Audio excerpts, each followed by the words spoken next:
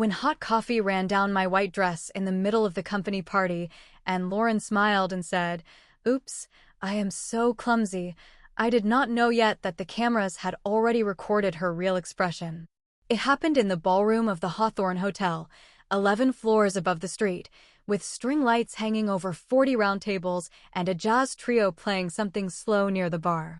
I was standing by the dessert station, talking to a vendor about next quarter's campaign, holding a glass of champagne I hadn't touched yet, when I felt the heat soak through the fabric and run down my leg in one long stripe.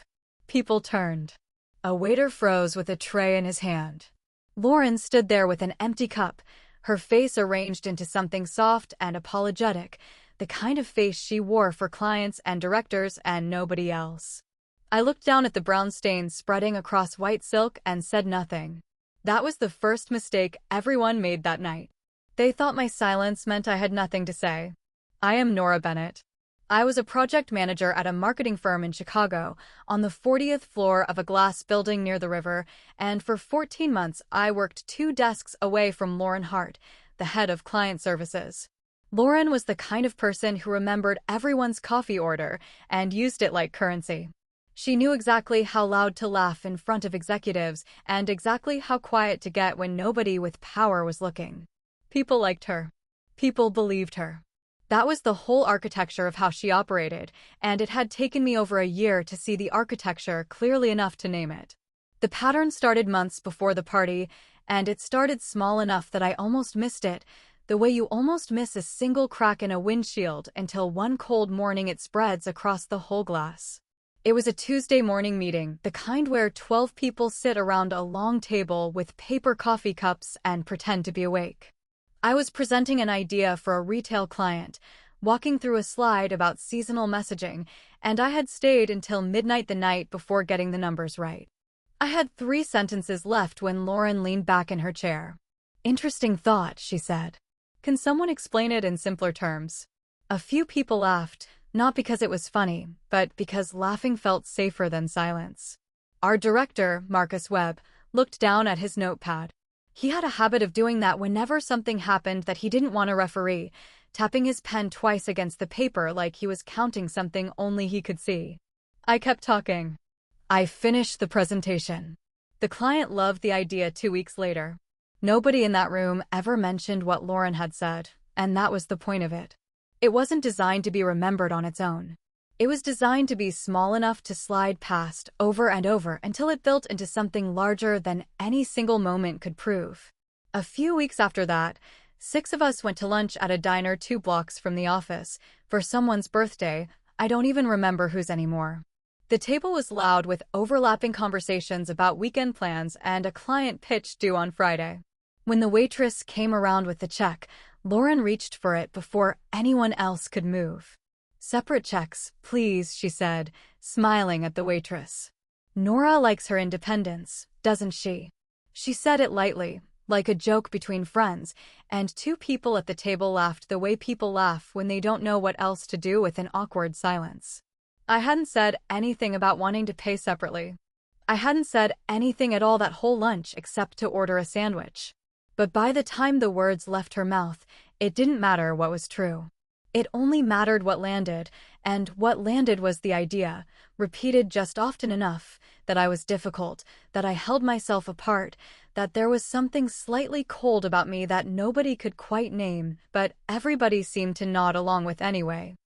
I want to tell you what made the party different from all of that. It wasn't really the coffee. It was the brooch. Lauren had been wearing a small gold crown brooch for weeks before that night, pinned just below her collarbone, the kind of accessory you'd only notice if you were already looking for a reason to notice her. She'd gotten it from her mother, she told people, though I never knew if that was true. After the coffee hit my dress, she reached up and adjusted that brooch with 2 fingers, straightening it like she was fixing a crown that had slipped during the collision. Then she tilted her head and said, "Well, at least it's just a dress." Dozens of people saw it happen. I counted them later in my head, standing at the edges of the ballroom, near the bar, by the windows. Dozens of people saw the smile that came right behind the apology, the one that didn't quite reach her eyes, the one that flickered for half a second before she remembered to soften it. And every single one of them looked away, because that is what happens when someone has spent over a year training a room to look away from her, one small comment at a time, until looking away becomes the reflex instead of the exception. I went home that night and put the dress in the kitchen sink and watched the water turn brown around it. I didn't cry. I want to be specific about that, because crying would have been the easy version of this story, the version where the audience gets to feel sorry for me and move on. That's not what happened. I stood in my kitchen at 11 at night, wrung out a ruined dress over the drain, and started making a list in my head of every single thing Lauren had done to me since the day I started at that company. The list was longer than I expected it to be. It surprised me, actually, how long it had grown without my noticing, the way a stack of mail grows on a counter until one day you finally sit down and count it. I thought about the time she'd corrected my pronunciation of a client's name in front of that same client, a name I had said correctly the entire time, just to watch me stumble through an apology I didn't owe anyone. I thought about the meeting where she'd asked, with mock concern, whether I was getting enough sleep, in front of 6 people, because I'd yawned once during a budget review. None of it, on its own, would have sounded like much if I'd tried to explain it to someone outside that office. That was exactly what had made it so effective for so long. 3 days after the party, I stayed late at the office on a Thursday. I wasn't planning anything. I just needed to print a contract before I left for the weekend, and the printer on our floor was jammed with a paper error nobody had bothered to fix, which meant walking down to the one near security on the ground level. The security desk was empty when I got there. A handwritten sign on the chair said back in 5 minutes, and through the glass behind the desk I could see the guard further down the hallway, talking to someone from the cleaning crew about a locked stairwell door. The tablet sat on the desk, screen still lit, open to the footage he must have been reviewing before he stepped away, a request log still showing on a second window with a case number and the date of the party. I wasn't trying to look. I want to be clear that I wasn't searching for anything when I walked over. But the screen was open to a security log, time-stamped from the night of the party, and a still frame sat frozen in the middle of the feed. I recognized the ballroom floor from the angle. I recognized the dessert table. And I recognized Lauren, standing a few feet from where I had been, looking directly at me, smiling, in the seconds before the coffee hit my dress. I tapped the screen. I don't know why I did it. Curiosity, maybe, or something colder than curiosity, something that had been waiting a long time for a door to open. The video started to play. In the footage, Lauren shifts her weight. She angles her body slightly, the way you'd angle yourself before stepping into someone's path rather than around it, the way a person moves when they've already decided where they're going. The cup tilts a few seconds before contact, not dramatically, just enough, a small adjustment of the wrist that no one in a crowded room would ever notice unless they were watching frame by frame on a tablet at 9 at night. It wasn't an accident. It had never been an accident, not that night, and probably not any of the small comments in the months before it. In the corner of the screen, a timestamp glowed in white digits against the dark footage. 8:43 and 17 seconds p.m. I memorized that number standing alone in an empty lobby with my coat still on and my bag still over my shoulder. I didn't know yet how important it would become. I only knew that something inside me had gone very still, the kind of stillness that comes right before a decision, not right before a feeling. I set the tablet back down exactly where I had found it, angled the same way, and walked out of the building into the cold. I stood on the sidewalk for a long moment before walking to my car, watching my own breath in the streetlight, and I remember thinking very clearly that I had 2 options in front of me. I could go back upstairs the next morning and say nothing, the way I had said nothing for 14 months, and let the next small comment arrive the way the others always had, absorbed and forgotten. Or I could start treating the next year of my life like something worth protecting on purpose. I didn't decide anything that night, not in words. But something in me had already started moving in a direction I wouldn't fully understand until much later. I didn't confront her the next day. I didn't tell anyone what I'd seen, not Marcus, not the friends I still had at the company, not even my sister when she called that weekend to ask how the party had gone. I went back to my desk on Monday morning, opened a spreadsheet, and started a different kind of project than the ones I usually managed. I want to explain what that project looked like, because it wasn't dramatic and it wasn't fast. It was patient, the way water is patient against stone. I submitted a formal request for copies of the security footage through the official building channel, citing the incident at the party as a workplace safety concern, careful and procedural language. Nothing that would tip anyone off to what I actually intended to do with it. The request took 11 business days to process. I waited those 11 days without saying a word to anyone, and the waiting taught me something about patience I hadn't known about myself before. While I waited, I started saving emails. There was the one where Lauren had taken full credit for a campaign concept I had written from scratch, presenting it to our department head as her own idea in a meeting I happened to miss because of a dentist appointment. There was the one where she'd forwarded my proposal to a client under her own name with exactly 2 words changed, the kind of small edit that exists only to make plagiarism feel like authorship. I kept a folder of screenshots from meetings, timestamps included, comments that had been made and never addressed, not because they were ever truly small, but because nobody had ever bothered to write them down before. I started writing them down. None of it was new information, not really. What was new was that I had finally decided to collect it instead of simply absorbing it the way I had for 14 months. At the same time, I was interviewing. I had been quietly applying to other companies for 2 months before the party, not because of any single incident, but because I had started to recognize a city I didn't want to live in anymore, even if that city was just one floor of one glass building near a river. One of the interviews was with a technology company based in Seattle. For a director-level position, I almost didn't apply for because the title felt too large for what I believed I was worth at the time. A belief I would later understand had been carefully shaped by 14 months of small comments designed to make me doubt myself. The woman who interviewed me over video call was named Evelyn Ross, head of development for the company's marketing division. She had a habit that I noticed within the first 5 minutes of our conversation. Every time I said something she considered important, she reached for a small block of yellow sticky notes, wrote a few words on one, and pressed it onto the side of her ceramic tea mug. Until by the end of the call the mug looked like it was wearing a paper coat made of fragments of things I had said. Near the end of the interview, she glanced at the row of notes on her mug and then looked back at the camera. "I don't hire the loudest people in the room," she said. "I hire the ones you can't ignore, even when they're being quiet." I didn't know what to say to that, so I just thanked her and asked a question about the team structure, and we talked for another 20 minutes about a project she was building that needed someone who could manage complexity without needing applause for it. 2 weeks later, she called with an offer. The salary was 40% higher than what I was making in Chicago, with a relocation package and a start date that gave me 6 weeks to plan. I signed the contract that same week, sitting alone at my kitchen table with a pen I had to dig out of a junk drawer, and slid the papers into a blue folder with a confidential sticker on the front that I'd taken from the supply closet without asking anyone.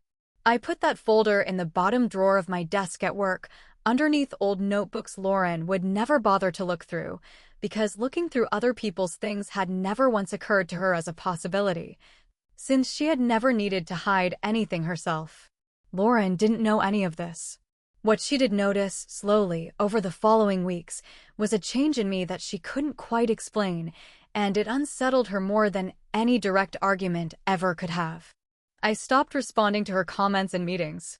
When she made a joke at my expense, the kind that used to make me flush and stumble through a defense nobody asked for, I simply wrote it down on the legal pad in front of me instead, and she could see me writing. And she had no idea what the words on the page actually said. When she tried to interrupt a presentation the way she always had, with that same light, dismissive tone, I continued speaking at the same volume and the same pace until the silence around her interruption became more uncomfortable for the room than the interruption itself had been. She tried harder after that, the way people always try harder when their usual tools stop working. A comment during a client call about my work being slower than usual, loud enough for 3 people on the line to hear. A remark to 2 junior associates in the hallway that some people just weren't built for high-pressure environments, glancing at me as she said it. Each time, I said nothing and kept moving, and the silence did more damage than any reply could have, because without my reaction to absorb it, her comments just hung in the air with nothing left to disguise them as jokes. I think that's when she started to get scared, though she would never have used that word for it, not even privately. People who are used to control don't always recognize fear when it arrives. They just feel the room shifting underneath them and reach for more control to compensate, and reaching for more control, as it turned out, was exactly the mistake that would end her. There was one afternoon, about a month before everything came to a head, when Lauren stopped by my desk holding a cup of coffee, the same kind of cup I noticed, though I told myself that meant nothing. She asked, almost casually, if everything was okay between us. I said everything was fine. She studied my face for a long moment, the way you study something you can no longer read, and then walked away without finishing whatever she had actually come over to say. Around that same time, the room around me started shifting in increments too small to name out loud. Jenna left a sticky note on my monitor one morning that just said good work on the Hartley deck, no signature, gone again by lunch. A junior associate named Priya started sitting next to me in meetings instead of across the table, which put her closer to Lauren's usual line of sight, and I never asked her why. Nobody was brave yet, not really. But the tide had started turning long before anyone standing on the shore could see the water move. I kept building the file at night, after dinner, sitting at my kitchen table with my laptop and a cup of tea going cold beside me. I cross-referenced dates. I matched email timestamps against meeting calendars. I found a pattern I hadn't expected, that almost every instance of Lauren taking credit for someone else's work happened within 48 hours of that person being out of the office, sick, on vacation, at a conference, somewhere she knew they couldn't immediately object. It wasn't only me. There had been at least 2 other people before me, based on what I could piece together from old email chains still sitting in shared folders nobody had thought to clean out. I didn't reach out to them yet. I wasn't ready to make it bigger than it needed to be, not until I had everything organized into something nobody could argue with. My sister called one night while I was working on the file, and I almost didn't tell her what I was doing, because saying it out loud still felt strange, like admitting to something. When I finally explained it, she was quiet for a moment on the other end of the line, and then she asked me if I was scared. I told her I wasn't, and I meant it, which surprised me more than the question itself had. She asked what I was going to do once I had everything. I told her I wasn't sure yet, only that I wanted to be ready when the moment came, whatever shape that moment ended up taking. I had submitted everything to HR through the official complaint process, the footage, the timestamps, the emails, the screenshots, all of it organized into a single document with dates running down the left margin like a spine. I didn't ask for a meeting. I didn't ask for a confrontation. I handed over the file and let the process move at whatever speed it was going to move. The week after that, Lauren started asking questions, carefully, the way she always did everything. She asked Priya, in passing, whether anyone had seemed unhappy lately, whether there was anything going on she should know about. She stopped by Jenna's desk twice in one afternoon, which she had never once done in 14 months, and asked about the quarterly numbers in a tone that had nothing to do with quarterly numbers. She must have heard something through the building, some shift in the air that people who depend on control learn to feel before they can name it. One morning, she stood near my desk a beat too long, holding a folder she didn't seem to actually need, and asked if I'd heard anything about an HR review. I told her I hadn't, and went back to my screen, and she stood there a moment longer before walking away. 2 days later, she made her move. In a meeting about a client renewal that had stalled for reasons that had nothing to do with me, she told the room, in front of Marcus and 2 directors, that the delay traced back to a missed deadline on my end, and that she had already flagged it to Richard directly that morning in writing. It wasn't true, and it wasn't subtle, and it was the first time in 14 months she had attacked me with my name attached instead of folding it into a joke. I didn't argue with her in the meeting. I went back to my desk afterward and pulled up the actual project timeline, every deliverable timestamped and already sitting in the file I had given HR 3 days earlier, proving the renewal had stalled because of a budget freeze on the client's side that had nothing to do with either of us. I forwarded it to Tara with one line, "Here is the email Lauren mentioned." I never heard what Richard said back to her, but her calendar had 2 fewer client meetings on it by the end of that week. What followed wasn't fast, and it wasn't quiet, not on the inside of it. Tara pulled me into a small office twice that week to walk through dates and confirm details, asking the same questions from different angles the way I imagine investigators always do, checking for cracks in a story that didn't have any, because every part of it was true. She interviewed Marcus. She interviewed Jenna and Priya separately, and David from the account team, and at least 2 people I never found out about. She requested the original security archive directly from the building management company, not just the clip I'd seen, the full month, cross-referenced against the timestamp I'd given her. 2 more employees, once they heard quiet word that something was actually being looked at this time, came forward on their own with their own stories about Lauren, neither of which I had known about before. It took 19 days from the morning I handed over the folder to the morning Tara told me, in that same small office, that the investigation had substantiated the complaint and that next steps were already in motion. 19 days of going to work normally, sitting 2 desks away from Lauren, saying good morning when she said it first, while underneath all of it something was quietly being confirmed piece by piece. It was that kind of waiting that taught me what the file had really cost me to build and what it was about to be worth. The company held its quarterly all-hands meeting on the 3rd Thursday of the following month, in the largest conference room on the 40th floor, the one with the glass wall overlooking the river where you could watch boats moving slowly through gray water if the meeting ran long enough. 80 people filled the rows of folding chairs, coffee cups balanced on knees, laptops half open. Our CEO, Richard Clark, sat in the front row beside the head of HR, Tara Mills, with department heads scattered through the first 3 rows like a front line. Lauren sat near the front too, in the seat she always took, the one closest to leadership, the one she had claimed without ever asking permission, because nobody had ever thought to question it. The quarterly numbers were presented first, the usual slides, the usual rounds of applause for hitting targets. Then Tara stood up from her seat near the front, smoothing her blazer, and said the company needed to address a workplace conduct matter before the meeting could move forward with the rest of the agenda. The room went quiet in the particular way rooms go quiet when people sense something they weren't prepared for, a held-breath kind of silence that spread from the front rows backward. The lights dimmed. A video began playing on the large screen behind her. The timestamp in the corner read 8:43 and 17 seconds p.m. 80 people watched Lauren shift her weight near the dessert table. They watched her angle her body, the small adjustment of the wrist, the cup tilting a few seconds before it found its target.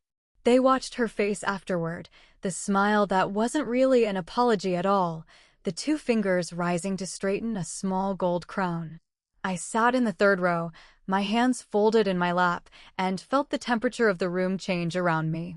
Marcus, sitting near the front, clenched his jaw and looked down at his hands, the same hands that had tapped a pen against a notepad so many times rather than say anything out loud. Someone in the back row whispered, "God, she did that on purpose," just loud enough for the people around them to hear and nod in agreement. Jenna, from accounting, who I had barely spoken 3 full sentences to in 14 months, lowered her eyes to her lap and stayed that way for a long time. One of the client account managers, a man named David who had always seemed too polite to have an opinion about anything in front of him, leaned toward the woman beside him and said quietly, "That explains a lot, doesn't it?" Tara moved through the rest of it methodically, the way someone moves through a list they've checked twice already. Screenshots of the emails where client work I had written had been forwarded under Lauren's name with 2 words changed. A timeline of formal complaints filed by 3 other employees over the past year, none of which had ever been escalated until this one finally was. The pattern, laid out in chronological order on a screen in front of everyone who had ever laughed along with one of her comments, because laughing had always felt easier than questioning it. Richard Clark didn't say much during any of it. He sat very still in the front row with his arms crossed, and twice he glanced toward Lauren's seat, not with anger exactly, more like a man recalculating something he had taken for granted for a long time. I had only spoken to him directly a handful of times in 14 months, mostly in passing, mostly about budgets. I didn't expect him to defend me out loud, and he didn't, but he also didn't look away from the screen the way so many people in that room had spent over a year doing, and that alone felt different from anything I had experienced there before. Behind me, 2 rows back, I heard someone murmur that they'd always wondered why 3 people from the client services team had quietly transferred departments over the past year, all of them citing personal reasons nobody had ever questioned out loud. Now the room seemed to understand exactly what those personal reasons had probably been. A woman near the window pressed her hand against her mouth and didn't move it for almost a full minute. Lauren tried to smile through the first few minutes. I watched her do it, watched the corners of her mouth pull upward out of pure habit, the same reflex that had worked on this room for over a year without ever once failing her. But nobody smiled back this time. And I think that absence, more than the video itself, more than the documents stacked neatly on the screen, was the moment it actually landed for her. The room had simply stopped giving her what she needed from it, all at once, the way a current stops the second the switch is pulled. I didn't smile either. I didn't cry. I sat with my hands folded and watched something that had been building quietly for months finally become visible to everyone in that room at the same time, all 80 of them seeing in 4 minutes what had taken me 14 months to fully understand on my own. In the final frame of the video, just before the cup tilted, you could see a small flash of gold catch the overhead light. Her brooch. The crown she wore like a fact about herself rather than a piece of jewelry, a small object that had somehow become the clearest evidence of everything she believed about her own untouchability. A few days later, on a Monday morning, Lauren asked to speak with me privately. By then she already knew most of what was coming. She had been removed from her management responsibilities pending final action by leadership, her calendar wiped clean of the client meetings and leadership briefings that used to fill it edge to edge. 2 more employees had come forward with their own complaints once they saw that the process actually led somewhere, that reporting something wasn't the same as shouting into an empty room. We sat in a small meeting room with a glass door, the kind everyone walking past in the hallway could see into but not hear through, which felt almost deliberate on someone's part, though I never asked whose idea the room had been. She didn't apologize, not really, not in any way that resembled an apology. She said we could have handled this between the 2 of us, just the 2 of us, like adults. We could have, I said. Before you decided no one was watching. She didn't say anything to that. I let the silence sit there for a moment, longer than was comfortable, before I added the rest, quietly, without raising my voice at all. But the cameras were watching. She stood up to leave a moment later. On her way to the door, her hand brushed against the strap of her bag, and the gold brooch came loose from wherever it had been pinned, falling onto the gray tile of the hallway floor with a small, almost weightless sound. She paused for half a second, like she might bend down and pick it up in front of me, then decided against it and just kept walking toward the elevators without looking back. I didn't pick it up either. It sat there on the tile, a small gold crown catching the fluorescent light from above, and for the first time since I'd noticed it that night at the party, it looked like exactly what it was. Cheap metal. Nothing more than that. I gave my 2 weeks' notice the following Monday morning, handing Marcus a printed letter he read twice before setting it down on his desk. He didn't ask why, not directly, though I think by then everyone in that office already understood without needing it spelled out. He did say, quietly, almost like an afterthought as I turned to leave his office, that he was sorry it had taken this long for anyone to actually look. I didn't have an answer for him that felt worth saying out loud, so I just nodded and went back to my desk. The 2 weeks passed strangely, the way the last days in a familiar place always do, full of small goodbyes that didn't feel like enough and ordinary tasks that suddenly felt symbolic. Jenna brought me a coffee on my last Wednesday, the good kind from the place 2 blocks over instead of the break room machine, and set it on my desk without saying much of anything, which somehow said more than a long conversation could have. Priya asked if she could keep in touch once I left, and I said yes, and I meant it. I packed up my desk on a Friday afternoon while most of the floor was already half empty for the weekend, took the blue folder out of the bottom drawer, and didn't bother saying goodbye to the people who had spent over a year watching everything happen and saying nothing about any of it. A week later, I was on a plane to Seattle, starting a new job in an office with floor-to-ceiling windows and a director whose first act, on my very first morning, was to hand me a pad of yellow sticky notes and tell me to use it however I wanted, for whatever mattered to me. The first few weeks in Seattle felt like learning to breathe at a different altitude. Evelyn ran meetings the way I had always wished meetings could run, where an idea got addressed on its own merit before anyone got to comment on the person who had said it. The first time I presented something in front of her team, nobody interrupted me to ask for a simpler explanation. Someone took notes. Someone asked a real question. I went home that night and sat on my new apartment's small balcony for a long time, not really thinking about anything specific, just sitting with how unfamiliar it felt to not be bracing for something. I think about that office in Chicago sometimes, the meetings, the lunches, the party with the string lights, and the jazz trio. I think about how long Lauren got away with everything she did, simply because nobody in that room wanted to be the first person to say something out loud. The most dangerous people rarely expect to get caught.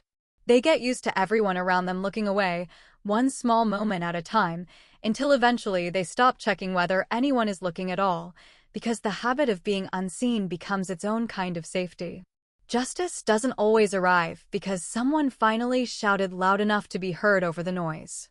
Sometimes it just takes one person who decides, quietly, to keep looking closely and to keep collecting what they find, until the truth has nowhere left to hide and no one left willing to look away from it. So I want to ask you something, after everything you just heard tonight. Do you think Lauren got exactly what she deserved, or do you think it went too far for one gold brooch and one dress and one ruined party? Maybe the real question is simpler than that. How many small comments would you have absorbed before you finally started writing them down? Tell me what you think in the comments below, and if this story meant something to you, hit like and subscribe for more stories like this one.